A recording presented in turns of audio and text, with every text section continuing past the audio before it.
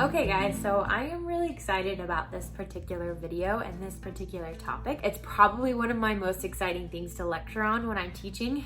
I guess I consider this some sort of lecture. Hopefully I can be somewhat entertaining. So bureaucratic power is something I think most people don't think about. We might look at the executive branch and think the president has too much power, or we might look at Congress and think Congress has too much power. We will probably look at the courts and think the courts have too much power. We may even look at our states or our state governments and think that. We can go on and on and on. But there's one section of government that it seems like most people don't really look at, and actually this portion of government has some of the most power in the entire government. And this is why I think we need to, as American citizens, really educate ourselves on this and be aware, number one, of what's happening. And then we can actually try to make a change or make a difference. Okay, so that one portion is the bureaucracy, which I have been talking about. But let me lay the foundation a little. So John Locke had this maxim, and he said, delegated power cannot be delegated. Now, what do I mean by that? Delegated power is power that is delegated or given to someone else. So in other words, and I've mentioned this before, if I'm a professor and I tell one of my students, I want you to watch out and make sure everyone has a pen in this class, that student has delegated power. It's my power that I have allowed this student to use, right? Now it's really important because the student can't give that power away. The student can't delegate that power because it's already delegated. Hence the phrase, delegated power cannot be delegated, okay? And he was very adamant, John Locke was very adamant about this because he felt that the legislative branch was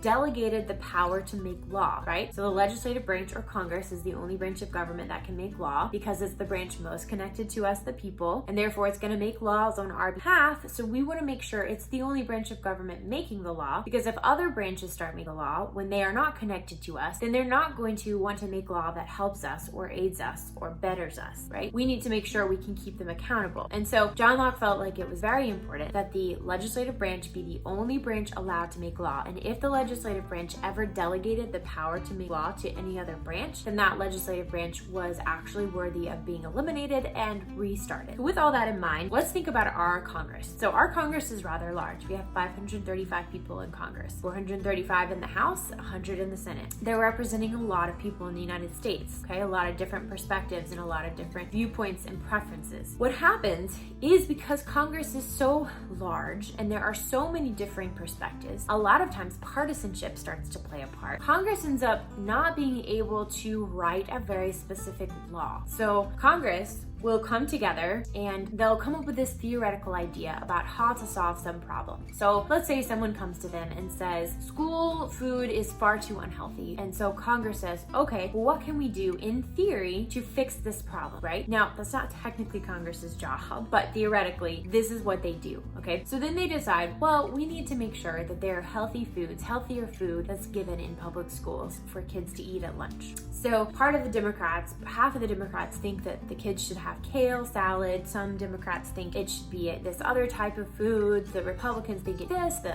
these people think it should be that, the moderates think it should be this. And so there's no way they can come together and conclude on what type of food should be given in schools to make food more healthy. And they don't know which vendors to go with, nothing like that. So what they end up doing is they write this very broad theoretical law, okay? So there's no specifics given, but it's just like, let's theoretically solve this problem by providing healthier food in the school system. All right, well, what happens? Now the Department of Education has this, and there are a ton of sub-agencies under the Department of Education, a lot of state agencies as well. All right, I'm not gonna get into the state bureaucracies today. We're just gonna look at the bureaucracy of the federal government in general. But let's say that the federal bureaucracies they need to go to all these public schools and they need to help make sure that kids have healthier lunches. If Congress is unable to come up with a very specific law with very specific directions about how to implement that law, then it's up to the federal agencies to make all those decisions. So let me read you this very specific question. How can Congress ensure that programs are being carried out effectively unless the original legislative goals are clearly stated? And that's an excellent question. If the legislative goals are not clearly stated, it becomes very difficult, increasingly difficult for the bureaucratic agencies to know how to implement that federal law, right? In the same way, for courts, unless the statutory standards exist, statutory means legal, the law, the specific law that's written by Congress, how can courts judge whether agency actions are faithful to legislative intent? So if a court is having to deal with a situation where an agency is being challenged for the way that they're implementing a federal law or congressional law, the court is going to have a difficult time saying that the agency is doing something wrong if the law itself was not very specific.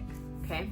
Pay attention here, this is important. I've got a lot of notes. So in general, the legislature usually ends up setting broad policy mandates. So Congress will pass these statutes, and agencies are left with the task of creating more detailed regulations through rulemaking, okay? So if you've ever heard of rules, this is what the agencies end up doing. Agencies pass hundreds of thousands of rules every single year. And because laws vary in specificity and clarity, the agencies end up making a ton of rules because the federal laws are very broad. I've already gone through why this is the case, but here are the notes for that. Laws that are more specific and easier to implement are usually harder to pass. So the more specific the law, the easier to implement, but the harder to pass through Congress. Politics is very central in the formulation of legislation, and so usually this political partisan process is going to stop the effectiveness of implementation. Compromises and negotiations usually result in a very impossible to implement legislation. Why? Because it turns out to be really broad and actually hard for the bureaucratic agency to even understand. Okay, now this is Congress's doing, right? Congress is writing really, really broad legislation. It passes, and then it goes to the agency to implement. Now the agency is left with this broad thing: go make sure that schools have healthy food. Oh, that's incredibly broad. What means healthy? Now it's up to the agency to determine what they think means healthy, what foods they believe are healthy, which vendors they believe are healthy, how much of it they think is healthy,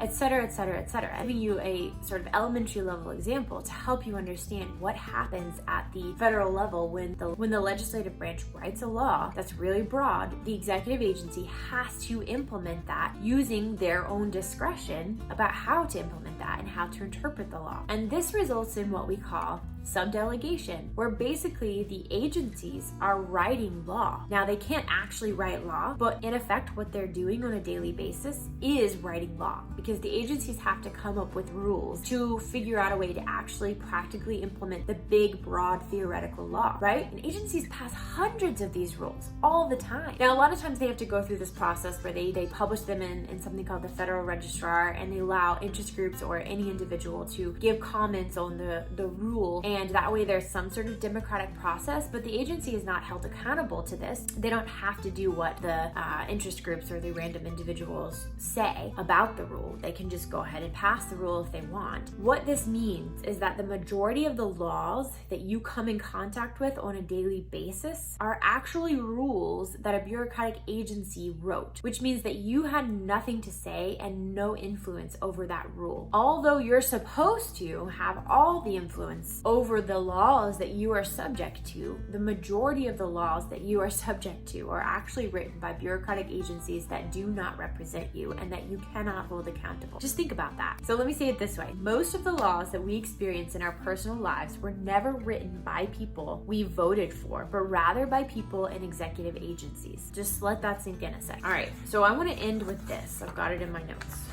So today, appointed officials, which are officials in the bureaucratic agency, can decide. Now this is a quote from a textbook by James Wilson, but I think it really encapsulates the power of the bureaucracy in a way that most people don't realize. Today, appointed officials can decide within rather broad limits who shall own a television station, what safety features automobiles shall have, what kinds of scientific research shall be specifically encouraged, what drugs shall appear on the market, which dissident groups shall be investigated, what fumes an industrial smokestack may emit, which corporate mergers shall be allowed, what use shall be made of national forests, and what prices crops and dairy farmers shall receive from their products. Think about that. Every single regulation that you come in contact with on a daily basis pretty much comes from the bureaucratic agency, not Congress. Congress wrote some big law. Why? Because the people demanded it. We wanted them to fix something, right? Because we have changed in our perspective of what government is supposed to do. We no longer think they're supposed to be up there protecting our private property and that's all. No, now they're supposed to solve all economic and social issues, and therefore we start demanding of them to do that. So they write these broad laws that are then interpreted and specifically applied by these bureaucratic agencies. And these bureaucratic agencies are not held accountable to anyone, save Congress. I could get into all of the details of how Congress actually, quote unquote, holds the bureaucratic agencies accountable, but they don't really hold them accountable.